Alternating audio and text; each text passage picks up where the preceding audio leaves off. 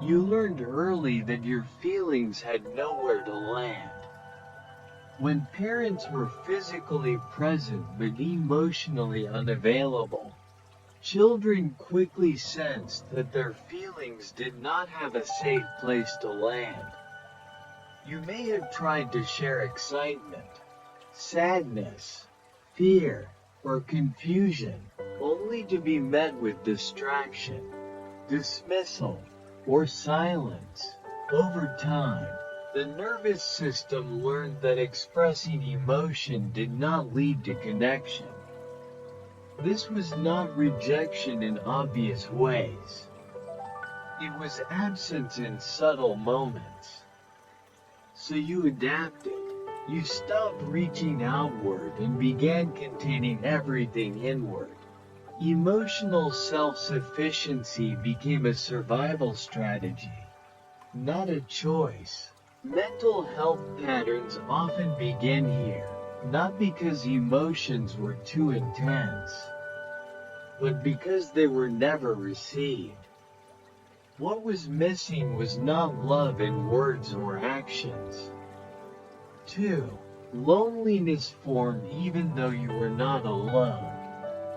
One of the most confusing experiences of emotional neglect is feeling lonely in a full house. Parents were there, talking, working, providing, yet emotionally distant. The nervous system registers this mismatch deeply. As a child, you may have felt unseen without knowing why. You weren't abandoned, but you weren't met either. This creates a specific kind of loneliness, one that doesn't come from isolation, but from lack of attunement. Over time, this loneliness becomes internalized. You stop expecting to be understood. You learn to sit with your feelings quietly. Mental health struggles such as numbness, withdrawal, or chronic emptiness often trace back to this early pattern. You weren't asking for too much. You were asking for presence. 3. Your nervous system adapted to emotional unpredictability. When emotional responses from parents were inconsistent or absent, the nervous system learned to stay alert.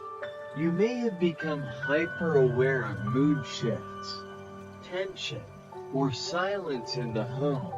Emotional safety felt unpredictable. To cope, the body adapted. Some children became withdrawn. Others became overly responsible, observant, or self-controlled. These adaptations helped you survive emotionally, but they required constant internal regulation. As an adult, this can show up as anxiety, hyper-independence, or difficulty relaxing around others. The nervous system never fully learned that emotional closeness could be safe and steady.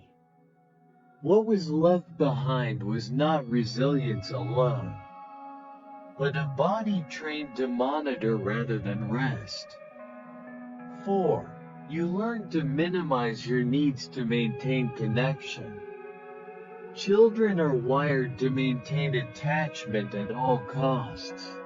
When emotional presence was limited, you may have learned to need less in order to stay connected. You stopped asking questions. You stopped expressing discomfort. You became easy. This minimization protected the relationship, but it cost you visibility. Over time, your own needs became unfamiliar to you. You learned to prioritize others, to be low maintenance, to not cause trouble. Mental health struggles often arise here. Difficulty identifying needs, guilt for wanting support, discomfort receiving care. The nervous system learned that needing too much risked emotional distance. You didn't become low-need by nature. You became low-need to stay close. 5. Adult relationships carry the imprint of early absence. Growing up with emotionally distant parents shapes how closeness feels later in life. Intimacy may feel confusing, overwhelming, or slightly out of reach. You may crave connection while feeling uncomfortable when it arrives. This isn't avoidance, it's memory. The nervous system remembers that closeness didn't come with attunement, so it stays cautious. Even with safe people, you may feel unseen in relationships without knowing how to explain it. Mental health improves when this pattern is understood, not judged. You aren't broken in relationships. You are responding to early experiences where emotional presence was inconsistent. What you're longing for now is what you needed then. 6. Healing begins when emotional absence is finally named. For many people who grew up with parents who were there but not emotionally present, healing begins at the moment they stop minimizing what was missing. When emotional absence is named gently and honestly, the nervous system no longer has to protect the truth by staying guarded.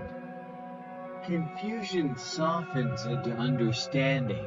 Patterns that once felt like personal failures begin to make sense as adaptations to emotional distance.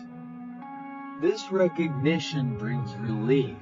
You realize you were not too sensitive or too quiet. You were responding to an environment where emotional attunement was inconsistent or unavailable. As this understanding settles, the body starts to relax its constant self-monitoring. Emotional regulation becomes easier because self-blame loosens its grip.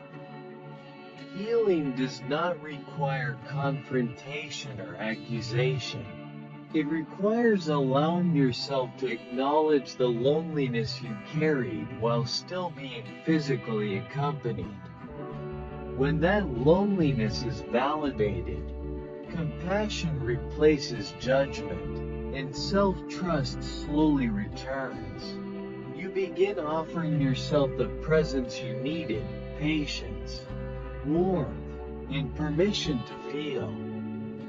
This content is for educational and reflective purposes only. It is based on real-life experiences and personal growth journeys, shared to invite awareness, not conclusions. We encourage kind, respectful discussion and constructive comments. In the next reflection, The Invisible Wounds of Emotional Distance, we will explore how unseen emotional gaps shape identity, attachment, and mental health, and why wounds that were never acknowledged often linger the longest.